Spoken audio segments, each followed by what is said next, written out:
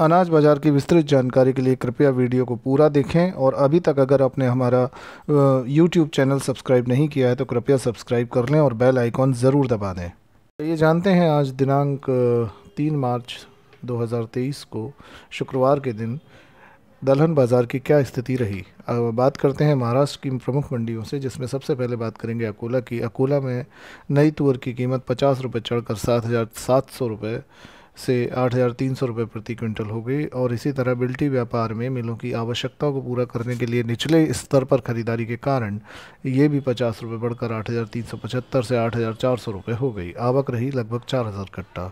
अकोला मंडी में चना पिछले दिन के 12,000 कट्टा की तुलना में आज 10,000 कट्टा की कम आवक के बावजूद नए चने की कीमत मंडी में 4,450 से 4,750 पर और थोक कारोबार में 4,775 से 4,800 रुपये पर स्थिर रही। महाराष्ट्र की लातूर मंडी में तुअर बिल्टी ट्रेड में नई तुअर 50 रुपये की तेज़ी के साथ 8,300 से 8,400 रुपये पर कारोबार कर रही थी, क्योंकि मिलर्स सक्रिय खरीदार थे। वहीं चना मिलर्स की धीमी मांग की वजह से चने की कीमतों में मामूली गिरावट दर्ज की गई और ये 4,775 से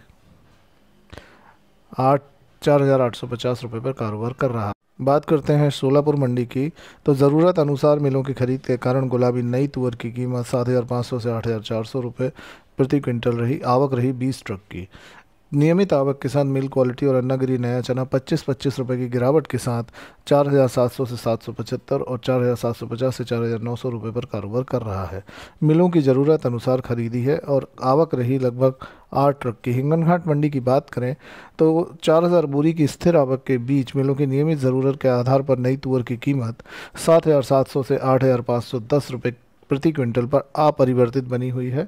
और कल से 6,000 बोरी की आवक बढ़कर 18,000 बोरी होने से नए चने की 25 रुपये की गिरावट के साथ 3,800 से 4,525 रुपये प्रति क्विंटल रह गए हैं। उत्तर प्रदेश की प्रमुख मंडियों की बात करें तो बरेली मंडी में मध्य प्रदेश और उत्तर प्रदेश लाइन नई बोल्ड मसूर की कीमत 50 रुपये बढ़कर 6,050 रुपये प्रति क्विंटल और बिल्टी ट्रेड में 6,100 रुपये हो गई, क्योंकि मिलर्स कम दरों पर नई फसल खरीदने के लिए सक्रिय हैं। बोल्ड किस्म के पुराने मसूर की कीमत स्थिर है 7,200 रुपये पर। दूसरी ओर बिल्टी कारोबार में उड़द की कीमत 50 रुपये की गिरावट के साथ 7,100 से 7,150 रुपये प्रति क्विंटल हो गई, क्योंकि मिलें खरीदारी में निष्क्रिय रहीं।